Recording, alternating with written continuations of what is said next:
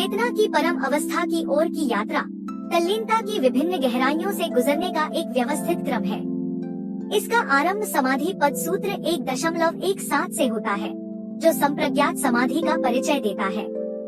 यह विशिष्ट एकाग्रता की एक ऐसी अवस्था है जिसमें मन 4 क्रमिक चरणों के माध्यम से किसी एक वस्तु पर केंद्रित रहता है। विश्लेषणात्मक तर्क अर्थात वितर्क, सूक्ष्म चिंतन अर्थात विचार, शुद्ध परमानंद अर्थात आनंद और मैं होने का परिष्कृत बोध अर्थात अस्मिता।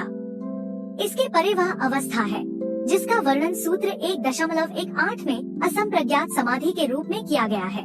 यह दूसरी प्रकार की एकाग्रता है जिसे पूर्ण स्थिरता अर्थात विराम के अभ्यास द्वारा प्राप्त किया जाता है। इस अवस्था में सक्रिय विचार शांत हो जाते हैं और अवचेतन मन में केवल सुप्त संस्कार ही शेष रह जाते हैं। जैसा कि सूत्र 1.19 में बताया गया है, कुछ साधकों के लिए यह अवस्था जन्मजात कारणों या पिछले आध्यात्मिक अभ्यासों की गति अर्थात मोमेंटम के कारण स्वाभाविक रूप से प्राप्त हो सकती है, विशेषकर उन लोगों के लिए जो देहमुक्त हैं या प्रकृति में विलीन हो चुके हैं। तथापि अधिकांश साधकों के लिए सूत्र 1.20 इस लक्ष्य की प्राप्ति हेतु एक सुदृढ़ पंचसूत्रीय मार्गदर्शिका प्रस्तुत करता है। यह सूत्र इस बात पर जोर देता है कि सफलता की नींव 5 स्तंभों पर टिकी है: अटूट श्रद्धा, जीवन ऊर्जा अर्थात वीर्य, सचेत स्मृति, गहन एकाग्रता अर्थात समाधि और विवेकपूर्ण अंतर्दृष्टि अर्थात प्रज्ञा।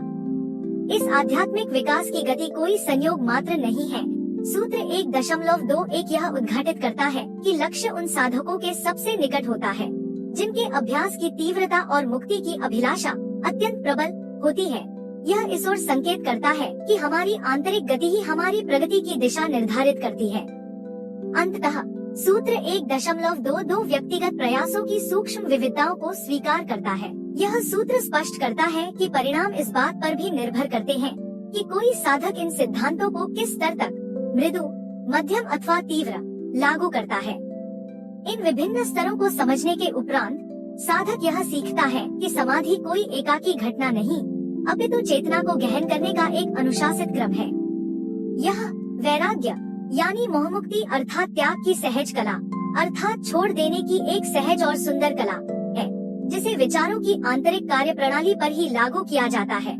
और यह प्रक्रिया तब तक चलती रहती है जब तक कि मन पूर्णतः शांत न हो जाए और साधक पूर्ण रूप से मुक्त न हो जाए। उपर्युक्त श्लोकों का सारांश यह है: मानसिक निपुणता का रास्ता केंद्रित सोच और आनंद से हटकर मन की उस पूर्ण आंतरिक शांति की ओर बढ़ने से शुरू होता है, जहां मन के सबसे व्यस्त विचार भी लुप्त हो जाते हैं।